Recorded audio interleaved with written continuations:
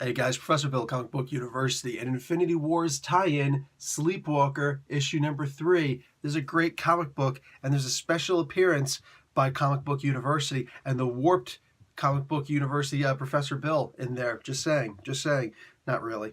But that's my story, I'm sticking to it. Okay, so that'll be a running theme.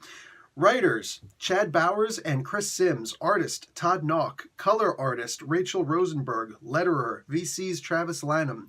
Cover artists, Todd Nauck and Rachel Rosenberg. There is no variant cover. I kind of like that. And Sleepwalker, created by Bob Budiansky. I think I am butchering that name, and I'm sorry, because the guy's awesome. Majorly responsible for the Transformers. Yes, that's right. It's true. So, Chris Powell, Christopher Powell, basically the Dark Starhawk. He really just reminds me more of just Darkhawk from beginning to end. There's very little outside of that as far as I'm concerned. But as far as the Dark Star aspect, maybe just a little bit, influencing the look, obviously, and maybe the powers. None of that actually matters here. But we do have this version of Rick Sheraton, that's the host of Sleepwalker, and Nick Fury, and his first in command after him, second in command total, would be a version of Mariah Hill and Jessica Drew. And I like that we've got just 2 panels over here. Here's the character in question. I like that we've got 2 lousy panels. That's it. 2 panels. I guess you could technically say 3, but that's really more of a inside, this whole thing. But anyway, just these 2 panels, the top part of this page, telling you about the history of Dark Starhawk. Wow, so you don't actually need issue number 1 and 2 to give an origin of a character that we may never well see again?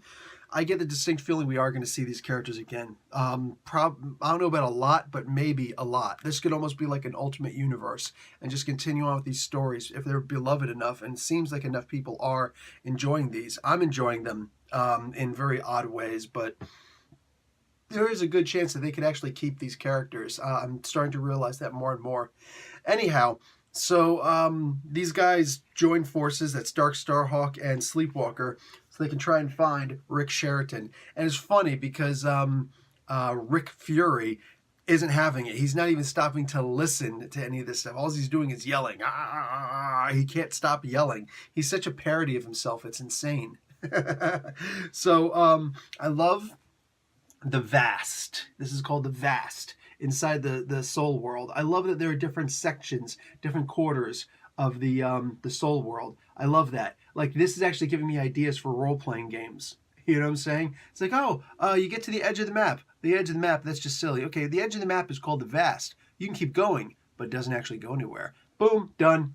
Now I've got a name for it. But look at the use of lighting in here. There are a lot of scenes, a lot of panels in here that don't have anything, not really, in the background, but look at it. Look at the use of light.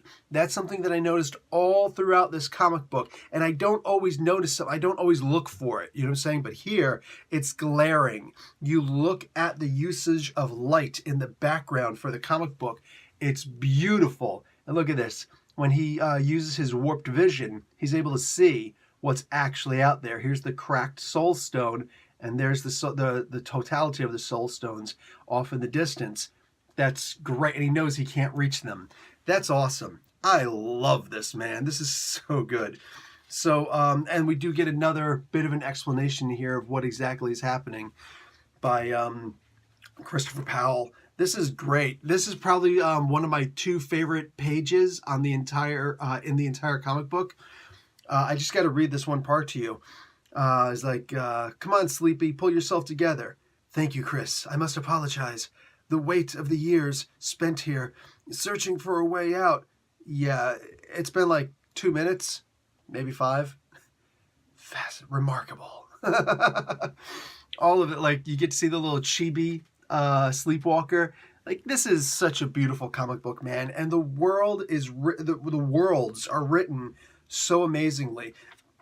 The background, meaning the plot, it's elaborate. It's so elaborate, and you get to see the character, so many times you see the main character, the title character, is just this, he's always going to win. You know he's always going to, excuse me. I read this comic book and I'm wondering, is Sleepwalker actually going to make it to the end in one piece? Because what? What? This character is just nothing but getting jacked up and being affected by all these things. And in reality, including in the reality world, he's just not used to a lot of these things. He's not used to feeling the kind of feelings that he's experiencing. He's always been sort of a two-dimensional character fixing a three-dimensional world, you know? And here he's suffering a lot, and he's got to come to the realization that he's suffering, that he can't do this alone. Then here's my other favorite scene where he goes into the whirlpool. Translation, Comic Book University. And there's a warped version of Professor Bill in here too. That's right. A female version of me and Comic Book Guy from The Simpsons. The commentary in here by Archivus is amazing. I love this. And he's got to actually read comic books. And you sit there and you look at these and you're like, how many of these do I actually own? Because I have a bunch of these comic books, right? We can all look at these and just say, I have that comic book. To see the comic books in the comic book universe is great, or university is great. I love that. There's just comic books everywhere. This ain't a library, pal. And after all the crazy stuff, Wednesdays. Yep, sounds like me. I also like that there's another appearance of Man Thing Thang Thum. If any of these characters, if only one of these characters continues to exist past the Infinity Wars storyline, please let it be Man Thing Thang Thum, because it's awesome. Just more of the comics warped. God, this is great. This is so good. Just some of the best covers in the world right there, right? Another chance to look at it and say, oh, I own that one, and that one, and that one. Oh, I got that one on layaway. Yeah, kiddies, look up layaway and blue light specials. All right, so that's going to be it for me. Wow, really good comic book. This was probably the best issue yet in a sea of great issues. Well, in 3 great issues. Wonderful comic book. You guys should definitely be checking this out. Seriously, I'm sure that all of this stuff is going to be in the omnibus, the Infinity Wars omnibus. But more specifically, may I recommend getting these 3 issues separately? I can't be positive. We can never be positive if they're actually going to go up in value. But for me, at least, these are just such amazing issues. Yeah, I definitely enjoy having the individual issues.